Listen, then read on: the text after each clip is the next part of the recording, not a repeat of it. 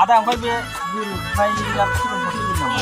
फैलाजोबगासिनो बे देग्रोमसि केरेक्टारा जा मोजां जादोंमोन सेकेन्ड पार्ट सिनेमा शुटिं लागासिनो दङ नै बर' ओमफ्राय प्रेक्टिकेल आदा उन्दै औ रायलायगोन र' आदा उनिल ओमफ्राय प्रेक्टिकेल ओमफ्राय मनिषा सिनेमा लागासिनो दङ रायलायनो नाजागोन र' आदा प्रेक्टिकेल आदा प्रेक्टिकेल एसे रायलायनो हागोन नामा औ दे दानबिरबो नायनो फैबाय जेसपारबो नायनो फैबाय जेसपार बिमाबो फ्लरिबो नायनो फैबाय सिनेमा शुटिं लानायखौ बर' सिनेमा लागासिनो दं नै केमेरा मोजां नङालै आंनाबो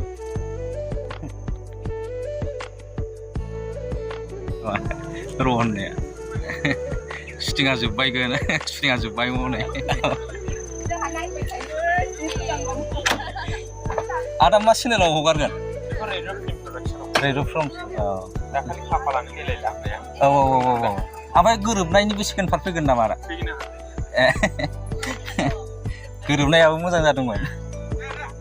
औ फट' लानोमोन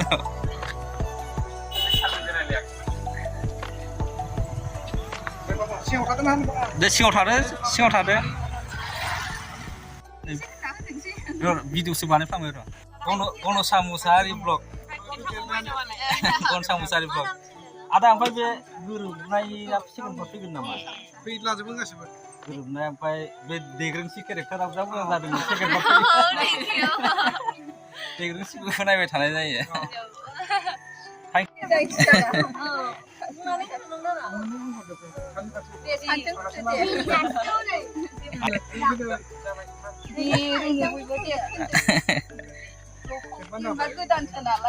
गोदानसो ओरैनो जागायजेनदोंसो आरो गनसा मुसाहारि ब्लग गनसा मुसाहारि ब्लग गनसाम औ दासो स्टार्ट खालामजेनदों औ खस्थ' खालामोब्ला फिथाइया गोदै जायो औ आजिखालि माने होनदों बेखौ बेखार मानसिफोरनि थाखाय एसे मोजां आरोना बेखार मानसिफोरनि थाखाय औ बेनो बेखौ साननानै औ दानि जुगावथ' नोङो साख्रि मोननांगौबो थानखासै गोराखासै औ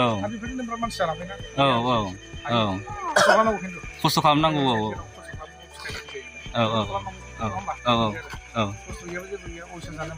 औ नंगौ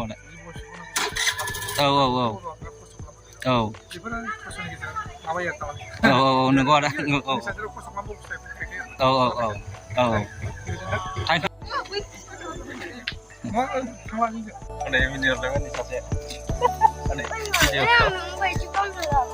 दिनैसो फार्स्ट टाइम बेबायदि जेनेबा एक्टरफोरजों रायलायफेरबाय ओमफ्राय लोगो हमफेरबाय दिनै फार्स्ट टाइम